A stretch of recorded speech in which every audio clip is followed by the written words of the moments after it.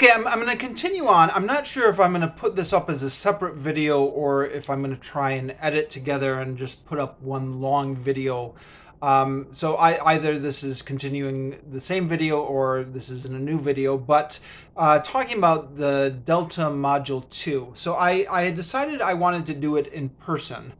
Um, Another reason actually why I decided I wanted to do it in person was because I knew people who had done the Delta Module 2 by distance, and they spent the whole year just constantly being stressed, trying to juggle all the things that they needed to do for Delta 2 and all the stress that comes with that, with working.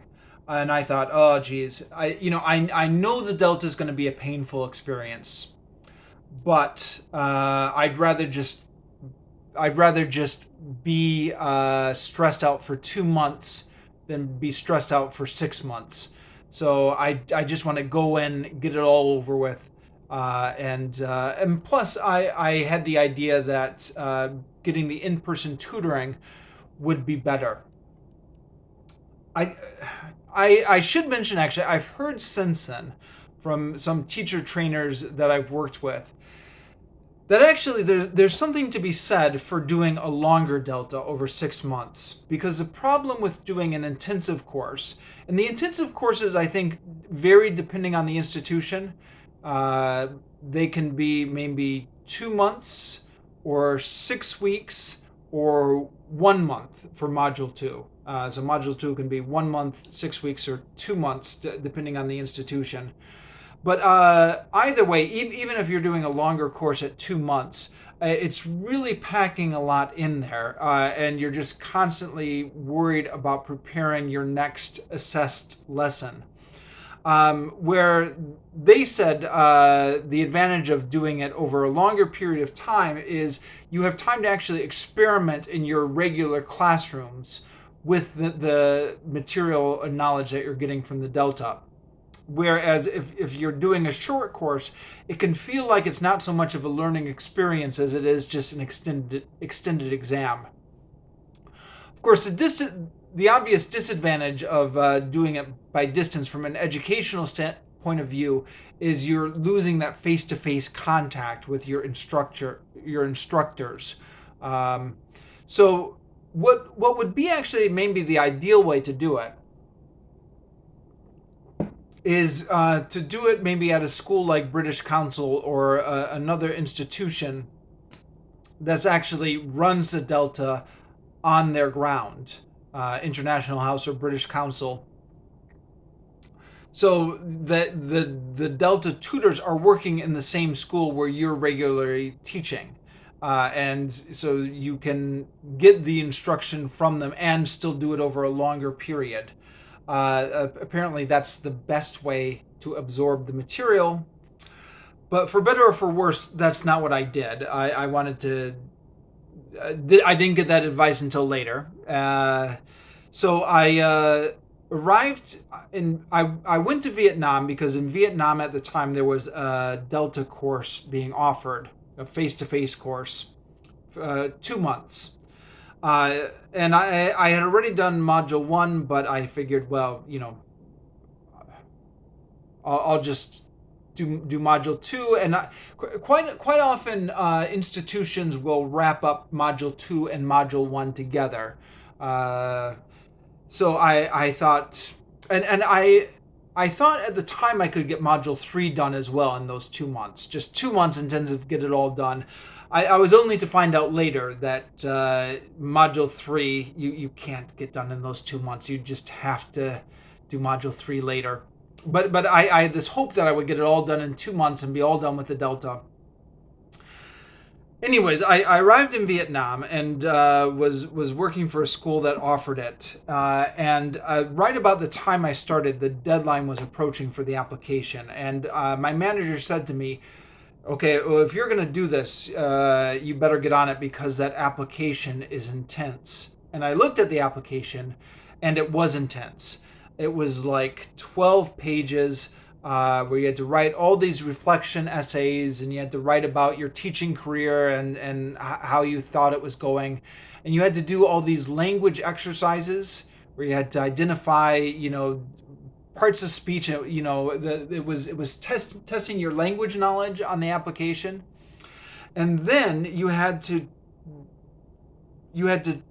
think about an area of your teaching that you wanted to improve, and you had to write an essay on it, a research essay, and then you had to design a lesson plan based on that research essay, and then you had to teach it, and you had to reflect on it.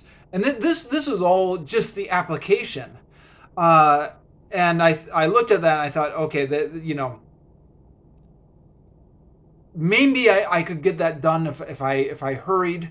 But the other thing about the face-to-face courses, there's a limited amount of slots. It's like the CELTA, where there's only a limited number of trainees per tutor. So I ended up saying, okay, I'll just do it in 6 months rather than trying to rush and finish this. And I think there was only one slot left on the course at the time, and I was worried that I would spend 2 weeks rushing to finish the application, and then somebody would take that spot in the meantime. And I thought that's stress I could do without. And then actually, 6 months later, Vietnam actually canceled their Delta, and it was no longer being offered in Vietnam. The closest place that was offering it was in Thailand, in Chiang Mai, through International House. I should mention, actually, they canceled it after I submitted my application to it. So I had gone through all that 2 weeks of doing the application, writing the research essay, teaching the lesson, and then they canceled it. And then I looked into doing it in Chiang Mai. And they also had quite a lengthy application that involved a whole bunch of essays and stuff like that. And it was about half the same and half different. And the motivation just dropped from me. And I took quite a while, a couple years, before I was ready to fill out that application again and get it to Chiang Mai, which is maybe a little bit understandable, perhaps, but also indicates a lack of perseverance on my part. But be that as it may, the reason that the application for Module 2 is so intense is because Module 2 is so intense. And without getting ahead of myself, when I did Module 2 in Chiang Mai, 2 people in my group dropped out. And I've since talked to other people who have done it, and apparently it's quite common for people to drop out, which is surprising given how much money is at stake, because you do not get a refund if you drop out. But the pressure will get to you, and people do drop out. But anyways, a few years later, I did get my act together. I did get the application completed, got accepted to Chiang Mai. I think it was $3,900 to go over there. So yeah, again, the plus 2 months lost wages. And again, like I said before, that those 2 months lost wages are sometimes where the sticker price can rise significantly. I don't want to talk too much about the specific center I went to, because I don't want to talk about specific tutors too much. I want to respect their privacy. Not that I have anything negative to say about them. The tutors at Chiang Mai International House were excellent. But just in general, I want to be cautious about talking about other people on the internet. And plus, that center is not going to be of interest to you if you're watching this video from Europe or something like that. However, if you're watching this video anywhere in Southeast Asia, it's one of the few centers left in Southeast Asia that does do the Delta face-to-face now. So I maybe we'll talk a little bit about it.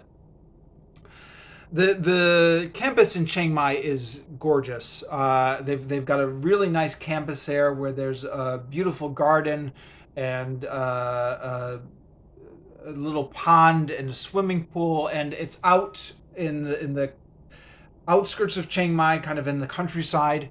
Um, and it's an incredibly stressful experience. But if you're going to do it anywhere, you may as well do it there.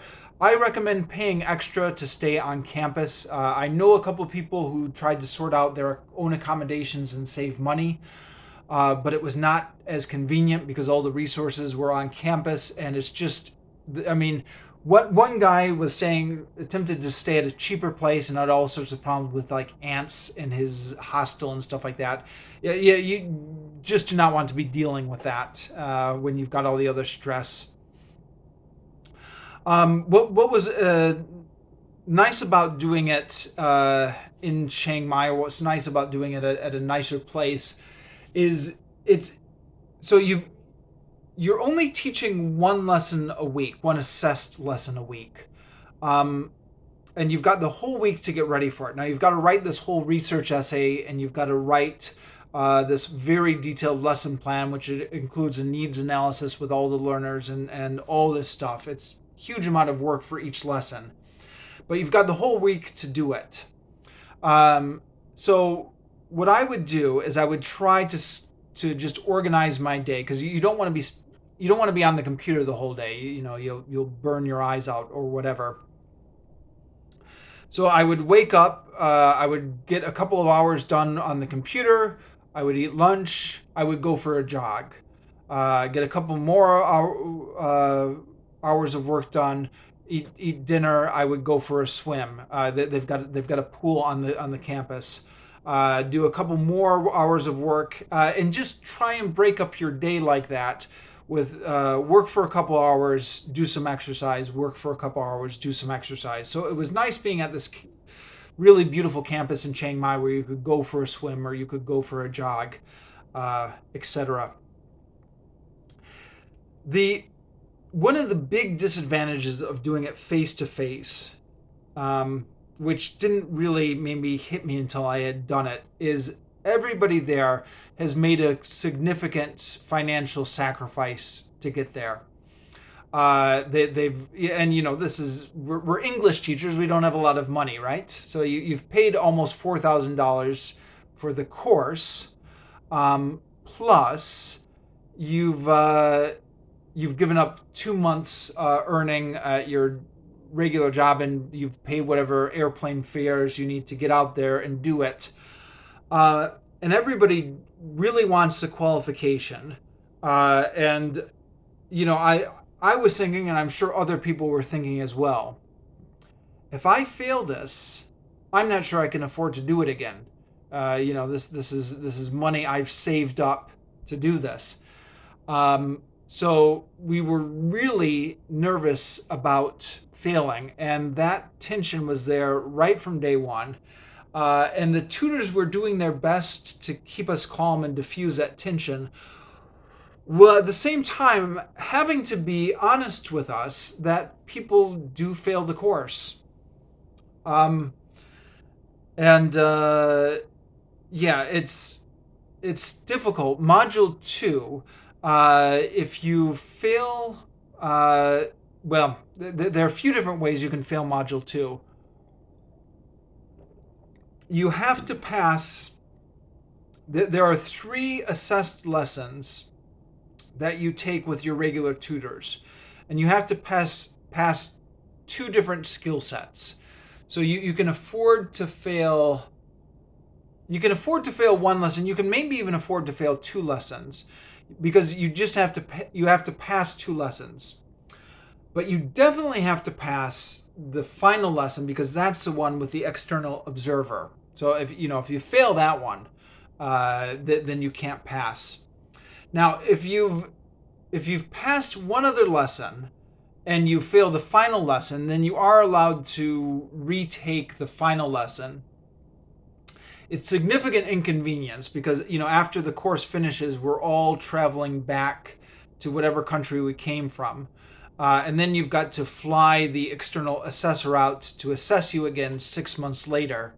Uh, so yeah, I know people who failed their final lesson and had to do that, and it's a lot of inconvenience and extra expense, plus then you've got that hanging over your head the whole time, and you've only got one chance to retake it. um, yeah, there was actually one girl in my group who failed the final lesson, and was able to reset it 6 months later, but she had a personal crisis in her life at the time, which interfered with her ability to do the final lesson. And then I think she just failed Module 2 and has not attempted to retake it since then, because you'd have to pay that $4,000 all over again to retake it. So yeah, it's that's that's that stress was hanging over everyone, and everyone was stressed out the whole time. Um, it's funny. There was a Western restaurant run by a Australian guy and his Thai wife who were located just down the street from the school. And when we came into the restaurant to get food to eat, he could tell how stressed out we were. And he had been operating this restaurant for a while, and so he had seen a number of different Delta people come through over the years he had been there. And he was saying, he said, yeah, I've seen just how stressed you are. And he said, you're going to finish this course, and you're going to go on, and you're going to go back to your language center, and you're going to tell everyone that you've got the Delta, but you're not going to tell them how stressed out you were, are you? You're just going to pretend that it was easy for you. And I said, well, I don't know. I'll probably tell some stories about the stress, but it's a little bit hard to really duplicate. I mean, once you finish it's like being on the CELTA, for people who have done the CELTA, if that makes any sense to you. You're so stressed out when you're doing it, and then you finish it, and you're like, whatever, CELTA, that was easy. I got it. And you kind of forget a little bit how stressed out you were doing it. But it is quite a stressful experience doing it. All that being said, it's a little bit difficult to disentangle what was the stress inherent to the curriculum, what was the stress inherent to the actual Delta, and what was the stress that we put on ourselves. Because at least for me, I was able to pass all the assessed lessons. And yet I was still stressed out about the whole thing, just because I constantly felt that the fear of failure was looming over me, and some of that was stress I put on myself. Also, and I have to admit, I didn't always use my time wisely. I had trouble focusing. So I mentioned how I would try and break up my day by studying exercise. But when I sat down on the computer, I had a very difficult time focusing on the computer, because I've grown to associate opening up the computer with entertainment. The computer is where I watch YouTube. The computer is where I get on Facebook. So the moment the moment I'm opening up my computer, I can feel the dopamine receptors in my brain being like, okay, what email are we going to check now? How many likes did you get on Facebook? This overwhelming urge to just check all my social media every time I open up the computer, or to check my social media 15 minutes after I've started doing my work. So if you're like me, where you've got a very difficult time disentangling your social media and your entertainment from your computer when you need to get stuff done to work, that will cost you as well. I was able to get everything done and pass it, but I think if I had been more focused, I would have been able to just finish my work earlier in the day, and maybe sign off at night and give the evenings to myself, which I did not do a good job of. And again, there were people who put a lot of stress onto themselves, people who would stay up all night planning the lesson before they did it. Anyways, if you're unfamiliar with Module 2, you need to write a research essay on the skill that you're going to teach. And it has to be a skill, so or it has to be a sub skill. So you can't just do like a reading lesson, like you would on the CELTA. You'd have to say, okay, I'm going to teach them how to use inference skills in reading. So you're teaching the skill of inference in your reading lesson. So then you've got to do a research essay on what exactly is inference, how is it taught, and you've got to write that up. Now, accessing the information well, again, you want to have a good library. International House Chiang Mai had a okay library. They had most of the core texts, although only one person could check out a book at the time. And we all kind of, if there were several people doing a reading lesson that week, like all the reading books were hard to get. So again, a lot of people relied on electronic libraries for the core texts, and we would share electronic libraries with each other in violation of international copyright law, but it's something that's commonly done. But once you get a hold of the books, the information is not always a problem. The word limit was the problem, because there was a very tight word limit on these essays. You go one word over and the essay is rejected. So you've got to get your essay exactly in the word limit while still meeting all this criteria. And you've got to put in stuff about the basic skill, and then you've got to put in stuff about the difficulties students face doing it, and then you've got to put in teaching suggestions, all of which you're getting from your research, but just trying to make that very tight word limit. So half the battle, and this is true for Module 2 as well as Module 3, half the battle is always just getting stuff within the word limit. How can you say this more concisely? What words can you delete in this sentence? And that's a big part of doing the deltas, just getting everything within the word limit in Modules 2 and Module 3. So we were all always frustrated by the word limit. Then, yeah, there's a bunch of other stuff there that you've got to do in order to pass the course, but which is just graded on completion. So you've got to do a bunch of reflection essays, which are graded on completion. You've got to do one experimental lesson and reflect on that. The experimental lesson, you're doing some sort of technique that you've never done before, things like Suggestopedia, or what other things do people do? Community language learning, or all these techniques that you read about in Module 1 that have existed in the 1970s in the history of English language teaching, but have since been left by the wayside, except if you're reading a methodology book. You research that and you do one of those. I did mine on story listening, which was a technique developed by this woman in Japan, Beniko Mason,